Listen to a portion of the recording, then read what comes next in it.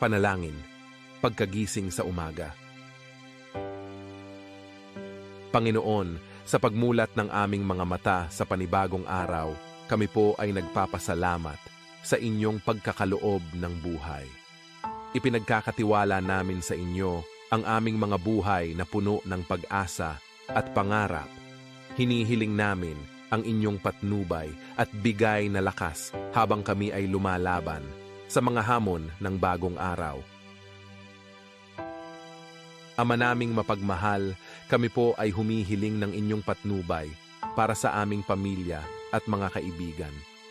Ingatan ninyo sila sa bawat hakbang na kanilang tatahakin sa araw na ito.